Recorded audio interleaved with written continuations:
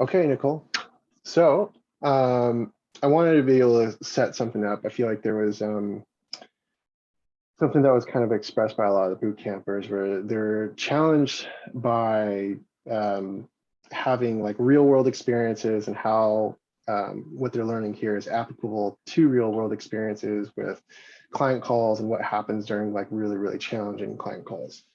Um, One thing that I've really realized is we really touch on like the sales call, but we don't really touch on the.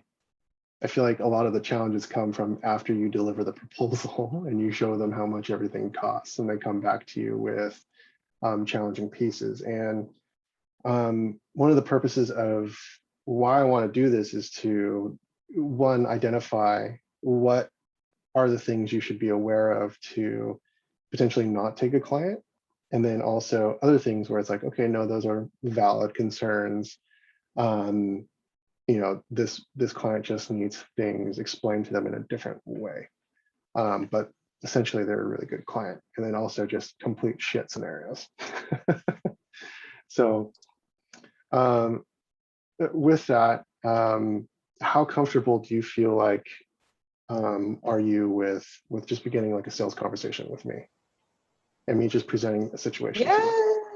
Yeah, pretty good. I'll Okay. give it a go. Okay. Do you have a certain market that you work with that I can kind of pretend to be in that space? Most of the businesses I deal with are, I'd say they're small, still small, I guess, the sort of medium businesses. And generally, I'm dealing with the business owner. Most of the businesses are business owners and not, necessarily marketing departments or anything like that. So, Okay. yeah, but I a wide range of industries. Not, Okay. I'm working that So, part out too. so can I be like a cookie business? Sure. Okay.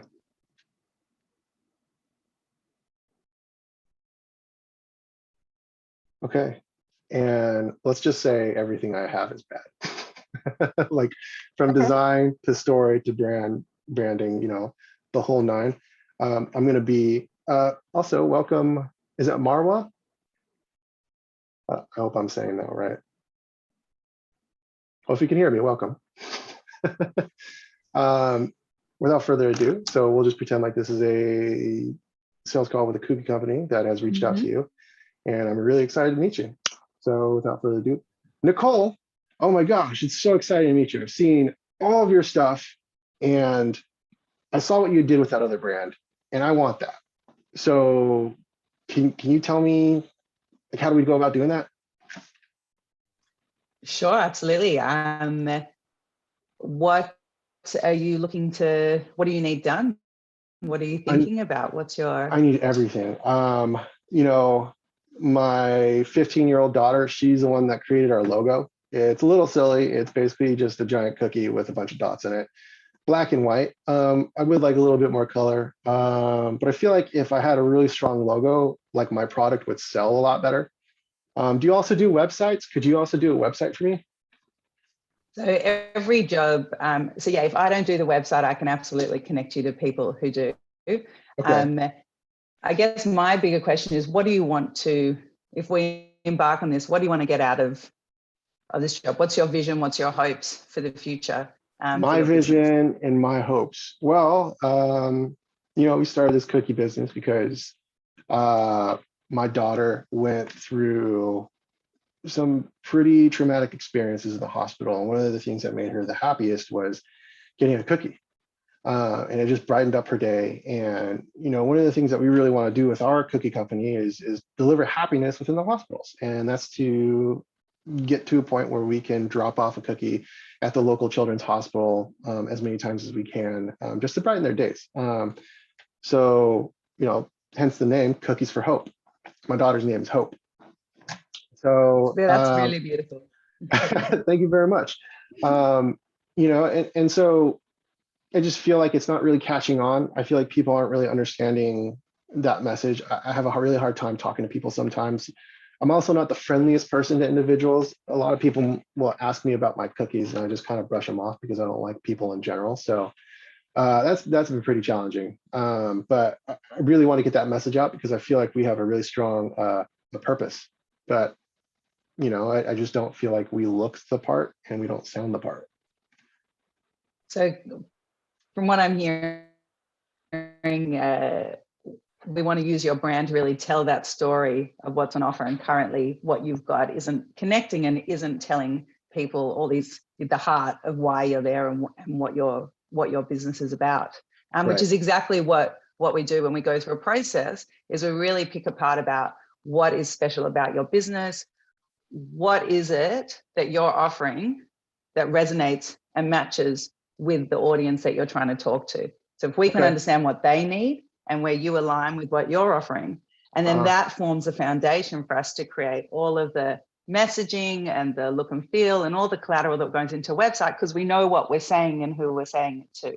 So we have to do that first part and to work together to really identify that before we can jump onto knowing what we should do with your logo or knowing how a website should be structured.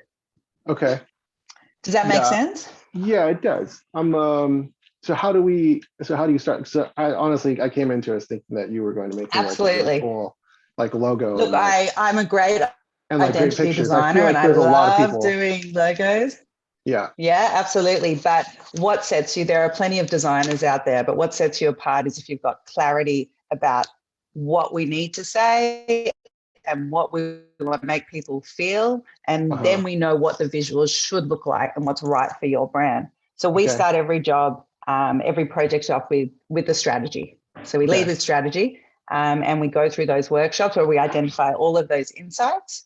And then once we've done your strategy, then we can really define what I call deliverables. So you already mentioned you really want to look at a new identity and a logo, and the look and feel of the brand and the images and a website. But that all comes afterwards. So we start with strategy and we work through all of that information. And at the end of that, we'll end up what we call with a roadmap, which really identify to any other suppliers you bring on board, whether it's someone to help run your socials or a web designer, they'll understand who you are, what the feel of the brand is, and what we're trying to say and how they should say it. So you've got that little blueprint that you can bring more and more people on so they can understand who your business is and what you offer and how we talk, how we look, how we feel, as if we were a live person. Well, that makes sense. I really like that. It sounds really, really interesting. Yeah, I mean, how long is this going to take? Because I ideally want to launch in like a month. Okay, so timeline wise, it's probably a bit short for everything that you want to achieve. So what I like I'm a real to do go-getter. I like to hustle real hard and get to the point. We've been baking cookies nonstop, and I just really want these cookies to get out there because I feel like these cookies are really going to change people's lives, especially the kids. So we got to think of the kids when we're doing drive this. Yeah. Look, it's a 4-week process for strategy, and that includes 3 workshops where really deep dive and get that clarity about what's the vision for the business, what's the goals for the business, and what action steps do we need to do to get there. So that's the first step, and that's where we need to start. After that, you're looking at, depending on which projects we do, can be anywhere for another month, or web, obviously, depending how complex, can take a bit longer. But once we've done that strategy, at that point, we can absolutely connect you up to other people so we can have different parts happening at the same time to get you to that goal a bit faster. So will we be able to hit the 1 month mark, or is that? No, we won't be. I can't do everything in 1 month. We'll need to, if we want to do it properly and to set you up for the long term. But Nicole, the cookies for the kids. The 1 month timeline. Look, can you make it happen? If your priority, it's a pretty firm 1 month on the strategy. As I said, we can definitely speed up the output of the deliverables by bringing more people on in the team. But I can't really negotiate on the time because we need to invest the time to really do it properly. So then we can hit the ground running and have impactful communications for everything else. All right. Well, that seems really, really interesting. Would you be able to send me a proposal and we could take a look at it? And absolutely, I'll be able to get back to you. So I really would like to further the conversation, and I feel like you have a lot to bring to the table. I think one of the Yeah, things is look, the probably that 1 month strategy. timeline. Yeah, look, I understand. Absolutely. I mean, strategy sessions start as a package at 10,000 to do all of that work, to set you up with that roadmap, to find the insights about your brand that will really work through about that offering and how we need to connect to who that target audience is, what their experience is with your brand, what's Yeah. the journey, where do they find you, how do we Uh-huh. keep them, what's our community that we're building. So we go through all of that together to align your business why with your consumers and with the Okay. point of difference in the market. We'll look at who else is in the market. So that's all in that strategy. And you're selling, I So mean, yeah, the starting price. right. And we're selling clarity here, right? We want to make sure that we're doing clarity. I mean, that's what I'm hearing a lot of. Absolutely. It's about clarity for you, for where do you want your business to be and where do you want to go, and breaking down those steps to get you closer to that goal. Okay. All right. Yeah. If you could send me the proposal and we'll take, and you said 10,000? 10,000 is what we charge for strategy. And then obviously depending what budget you've got for the other elements, whether I'm the designer for you or we bring in other people, we can work with you with what budget you've got So 10,000 just for like none of the logo stuff.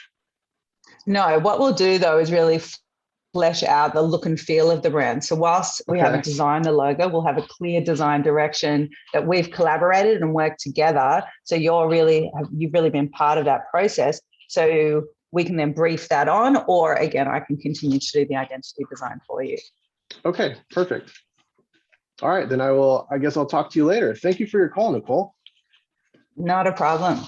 Okay.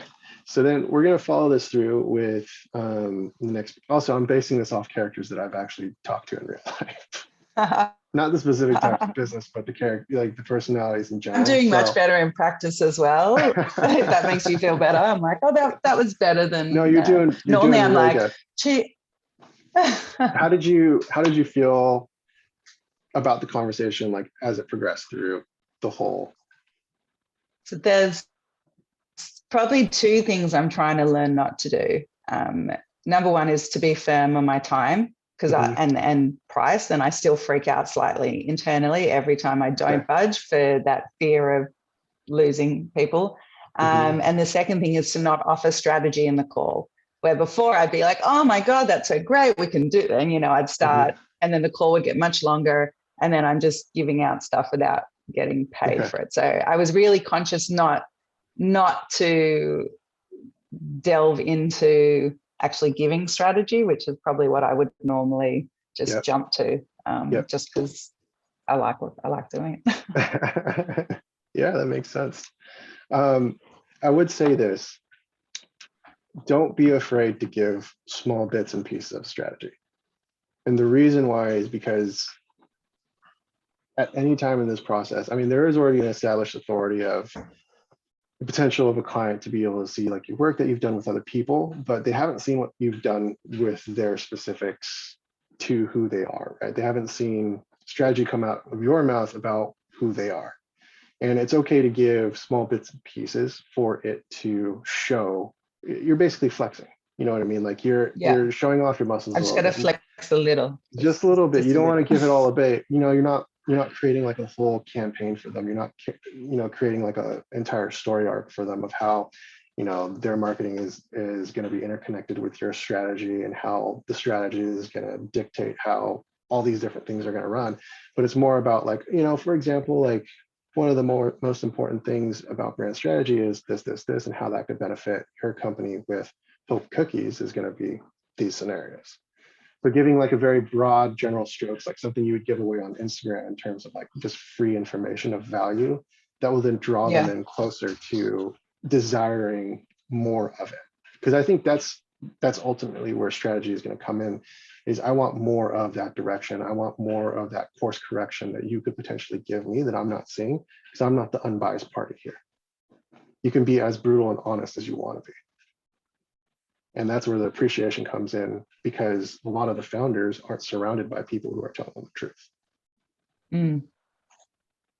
So that's one piece. But in general, you were very informative about everything. And But yeah, I would definitely tell you not to shy away from that strategy, because when you create that strategy specific to who they are, and even if it's a small piece, you personalize the conversation to them. And that again brings them in deeper Mm. into the conversation with them.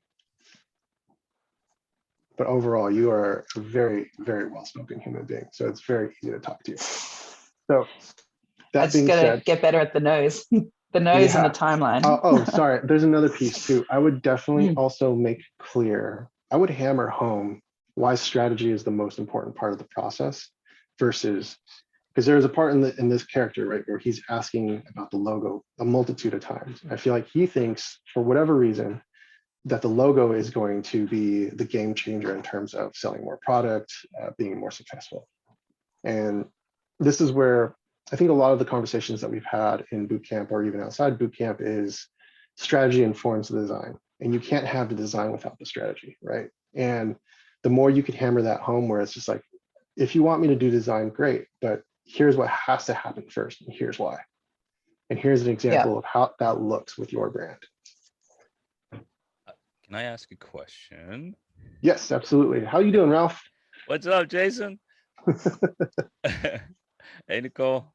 Hey, Mara. Hi. So I wanted to throw an interesting wrench into this because I know that there are designers that are at least like strategy aware, and they'll send you like a questionnaire that'll say, okay, describe your culture, your values. It'll be a quick questionnaire that'll essentially cover, some core strategy like direction. And let's say that this designer is really good at explaining that that's his differentiator. Oh, I'm going to totally like understand where you're trying to go with this. We're going to portray the emotion that you want. You want to portray security. You want to portray that you're a people-based company. You want to portray that you're bright and energetic, non-corporate or something like that. How do you, how does sh- how would in this case Nicole combat something where she's like, well, where the client is like, well, my designer has like strategy built into his designs. So that's a very good question. And I think what you have to look at is, first and foremost, there's a reason why they're reaching out to you, and there's a reason why they're talking to you. Yeah. So that would be the first one, right? Is there's a reason why you're here. As good as whoever your designer is, there's a missing part of your strategy that hasn't been uncovered through your designer. Um, and it's tough with a questionnaire too, because a questionnaire will get you words, right? It'll give you sentences, but it won't dive into the definitions of what those words are. So a lot of things that I could really think of is authenticity, right? Like a lot of people like to use that. A lot of brands like to be like, we're the most authentic. It's like, well, what does that mean? What does authenticity mean to you? Because authenticity is tied to values. And when you tie that to values and you start to ask, okay, you said authentic, what does that mean? Well, okay, well, let's talk about your values. Okay, like these are the things that I value. Okay, let's go into each value now and let's really pull out the information that comes from each value. And then from there, let's say strategy informed design, right? I can create a logo or a color base based on those values that interconnect with my strategy, my design informed strategy. That's just one way to use it. But there's so much that a questionnaire can't push in terms of the limits of a human being and how deep they're willing to go. And I think that's one of the things that you always have to think about is, I don't want to discredit, like the graphic designer and his questionnaire. It will do what it needs to do, right? To a certain degree. But I think what we're trying to do here is inform them that yes, design is part of a process down the line, but I'm more interested in doing strategy with you because there's obviously a piece missing in the way that you're telling your story and the way that you are sharing your values and the way that you're communicating with the customer, and a reason why people aren't converting. So all those things are very, it's very nuanced, right? Because you can't dive deeper into that conversation without actually chatting with a human being about it. I think those are, the drawbacks of having a specific questionnaire where you're using a very generalized net to design things. And that's fine. Some people are looking for that, but that's not what we're offering. Right. Right. Awesome, man. Thank you. That gives me a lot of insight because I'm sure that that may come up at some point.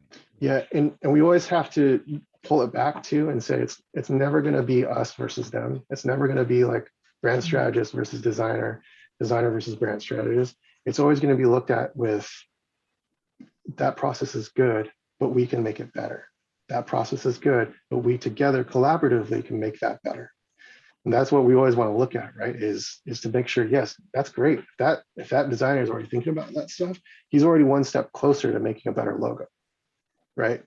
Right. But after us having a brand strategy session together, we start to pull out, all these different values, all these different understandings of who your consumer is and what they want and the story that we're trying to tell and the things that we're linking together as part of a broader story and spectrum of who these people want to be, and connect on like that level of empathy and like start shifting like paradigms of like what people understand as like things that are confining them to what they are. It's like, that's when like everything just blows up. Everybody gets really excited about what they're doing.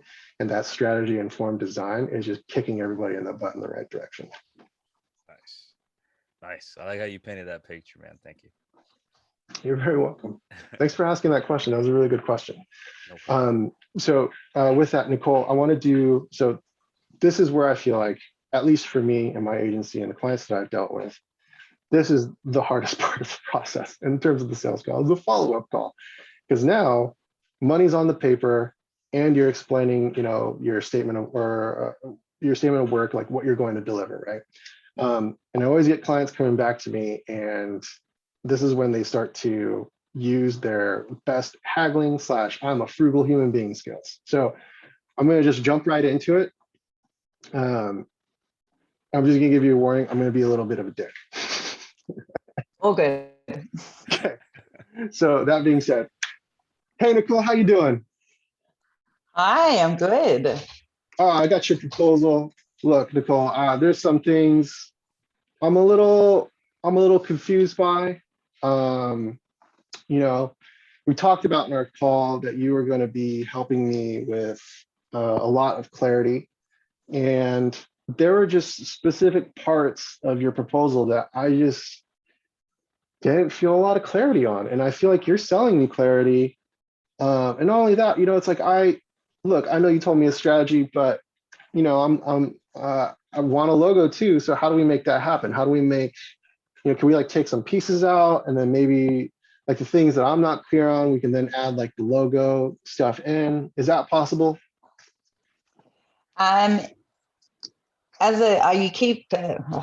going to start? What we do when I work with my clients, we only do strategy-led design. And why do I say that? Is because I want you to get the most out of every investment that you make. So if your priority is to get a better logo really quickly, then I probably recommend and that we can go to Fiverr, we can go wherever, we can get you that logo to improve it, and you'll have a better logo there, and you can tick that box. But what I guess I don't want to go to Fiverr. I don't want to go to Fiverr. It's like we're gonna be I want to make sure that my daughter is represented correctly in these cookies. And I've seen your work. Look, I know you're an incredible designer. I've seen your work. I've seen what you've done.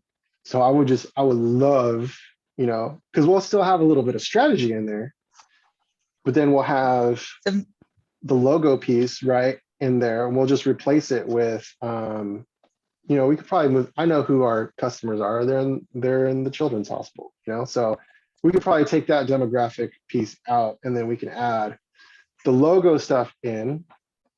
And then so if I can stop you there, and we said about like a month, right? A month for the contract. Before we jump onto the timeframes, I want to backtrack a bit, because what I'm hearing from you is the logo is really, really important. But what I need you to get your head around, that when we talk about a brand, a logo is one tiny little section of what is a brand. A brand is something that lives and breathes. You feel it. It has an emotional connection. It's your words.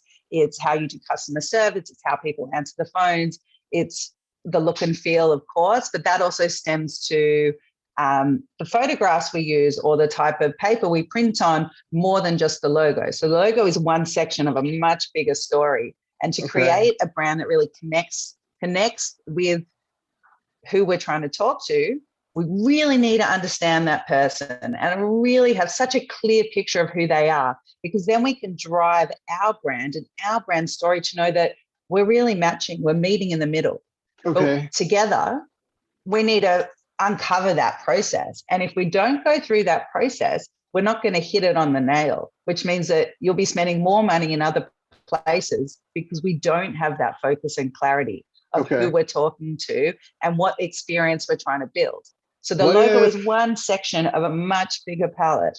What if I could do some of the work, right? And then I could fill in the spots, right? Where maybe I would have paid you for it. So, I mean, I could probably figure out, it's real easy for me to show up with a survey, and then we could do a survey, and then they could just tell me what it is that they like, their age, and, you know, the things that they're really interested in. And then I could give you that information, right? And then we fill out that information.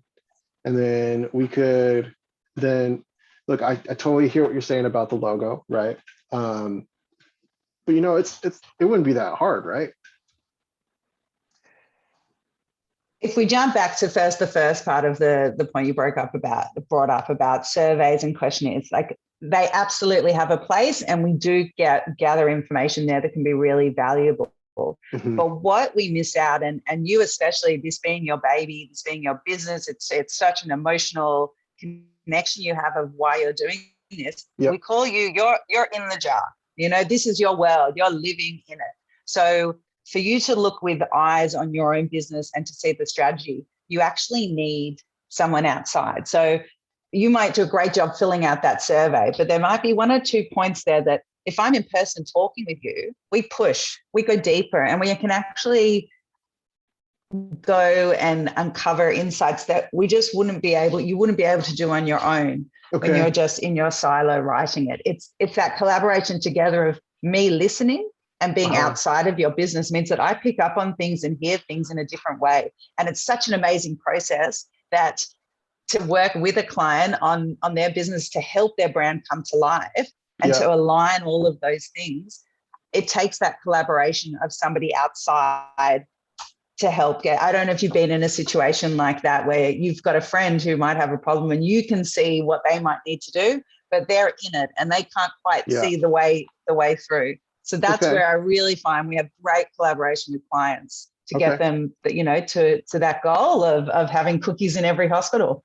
Okay. And then I think you mentioned in our sales call that we could split up the payments between 5 months. So I'll pay you. Do a 50%. I'm pretty 50% fixed on my terms, only 50% upfront and 50% at completion. And I do have time blocked out for other clients as well. So obviously I need to know, because by doing that, I can then set that aside a time to work with you on your job and give you the attention and real focus so that we can drive it and get you set up so we can push forward. Okay, so I'm going to stop the conversation here, and I'm just going to do a little temp check with you. One, is this someone you want to work with? No. So I fully give you the power you could have cut this conversation off like 5 minutes in. And you could have just been like, hey, I don't think this is the right fit.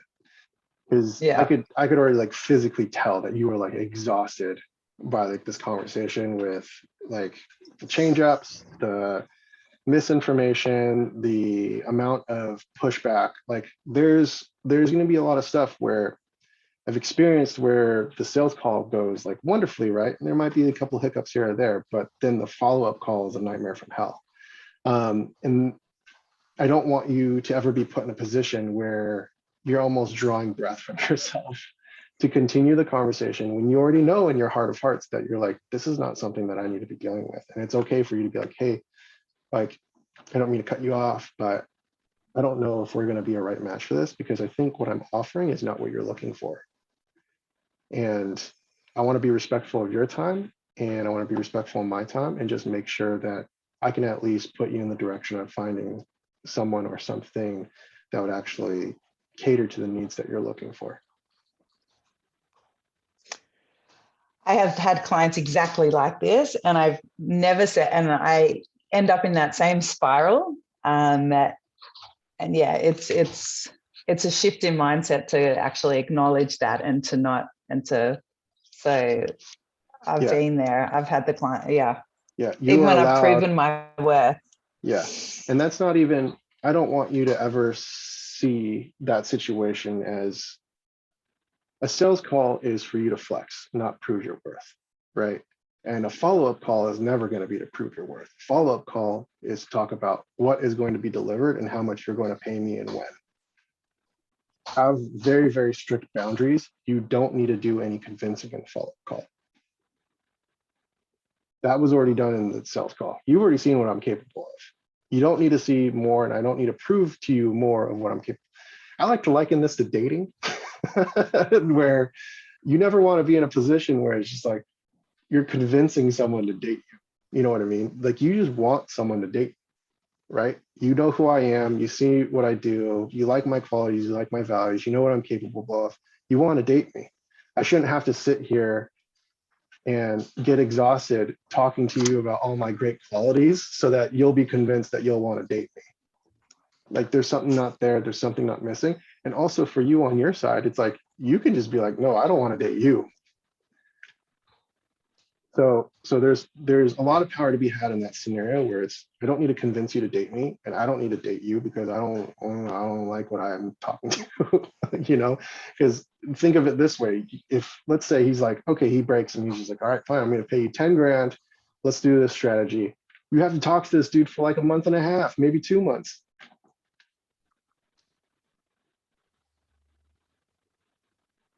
It Here's- is. It's the Yeah, the scarcity mindset that you got to take that, oh, but I need it. Sure, but now that's a month and a half of your time that has pulled your energy away. So if you think of it this way, you have a month and a half of time to find a better person to deliver a better contract who actually is interested in the full value of your worth. Versus this guy will draw every single breath out of your conversation and get you so exhausted and so fed up with brand strategy that you're probably going to give a shit show of a conversation to the actual right person who you should be talking to. Don't let those people occupy your time. And I know there's a scarcity mindset, but it's an even bigger mindset to get into a scenario where a month and a half of my time where I could have been getting leads, being contacted by all these different people for jobs, and I'm stuck with this guy.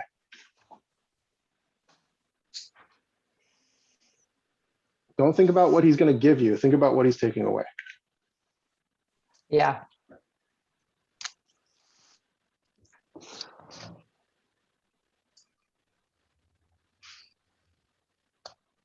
that's so good. I'm etching that into my mind right now. It is. It It's that is, though. value. Seriously, It's it the. is. It is. It is. It is. It's the shift from being a freelancer and being like, oh my God, I'm not working full time. This is great, and I can do whatever. And you know, jack of all trades, have been doing this for a long time. But just because I can, I don't have to. And I want to do good work with good people. So I've got to start making that a reality and not, because I've had those conversations. I reckon I've done that conversation on a follow-up call, like, I don't even know how many times. Yeah, you have to give yourself that space and that freedom to really breathe and think about it, right? And again, I love these things, right? It's a paradigm shift because we live in like specific paradigms where we feel like these are the rules we have to play by, right? But let's get outside of that. Let's shift it, shift the power structure. Don't allow yourself to be controlled by who has the money. Don't allow yourself to be controlled by, people telling you like, oh, you have to work double hard and you got to take every contract that you get, blah, blah, blah. And it's just like, no, we're past that. Like the power is within the people who can actually do real work, who can change brands, and who can shift them in the right direction. Like brand strategies are here to do those things, but it's only going to be able to do those things if you have the right clientele. Do you find that like, because I haven't really had a sales call yet, but do people usually just say okay when it's the right fit for the price, or do you feel like there's a little bit of convincing sometimes? So for me, the way that I've gotten clients is through referrals. Like I've always done it through referrals because I don't, for whatever reason, I just don't trust like the contact form anymore because they're just all really bad. But the referrals have been really good because one, they've seen my work already. They know what I'm capable of. Two, it doesn't take a lot of convincing in the sales call. I do like a little bit of the flexing in the sales call, right? And then from that, I do the follow-up. And it's like, this is the process that I've done with every one of my clients. And the reason why I do it is because of this, this, this, and this. Like it has to happen. Otherwise, it's not going to work. Period. It's not a lot either. It's like I'm very straightforward with it. This is what it takes. You either want to do it or you don't. If you do, great. Let's get moving. If you don't, it's cool. I'll see you later.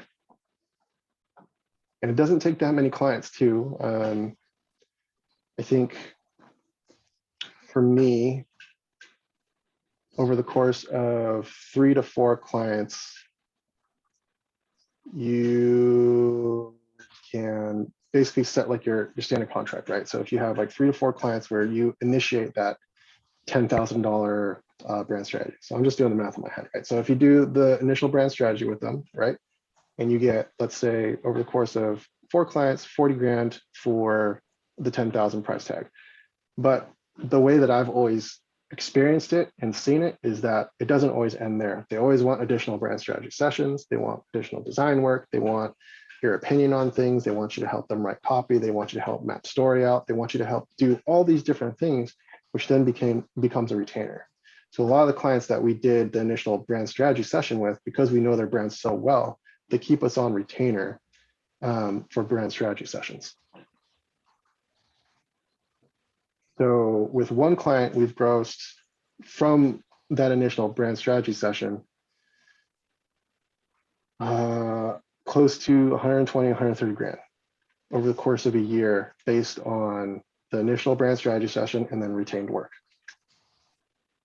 And that retained work was never like a set piece of, oh, this is what we're going to do. It's always been, all right, like, what are you guys trying to do? Okay, this is where we feel like we can fit in to those little bits and pieces. And they trust every bit of a part of our process because we ran them through that initial process. Trust is a huge part of being in brand strategy. And I feel like because they trust our process, they trust every one of our other processes as well. And that's not to say that doesn't come without its results as well. Everything that we do it with massive amounts of intention going towards what we've mapped out their mission to be. Otherwise, we won't do it.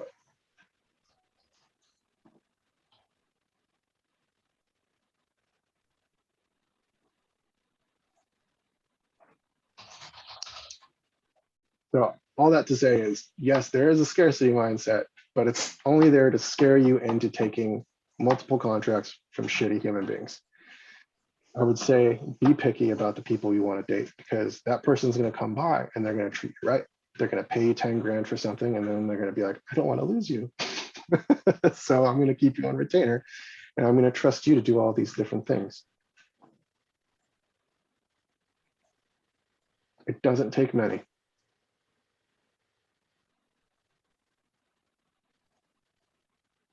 That really is goals because yeah, I feel like we've all worked with our fair share of assholes. Don't want to anymore. Yeah, this is definitely a scenario where it's not about the quantity. It's gonna be about the quality because ideal scenario is that you have 3 to 4 clients that are rotating, right? That you're doing retained work for. And then through those 3 to 4 clients, they're going to referral same like-minded people who own brands, are creators, are influencers, whoever it may be, and they're going to refer them back to the person who's changed their brand. And then through those 3 to 4 people, you get another 3 to 4 people, but those initial 3 to 4 people are still referring people, and those 3 to 4 people, blah, blah, blah, blah, blah. So again, it doesn't take much for you to go out and chase them. You got to find your really core knit group of people who you're going to really change their brand for them, right? And then they're going to love your process so much that their trust is then going to be transferred on to other individuals that they're talking to.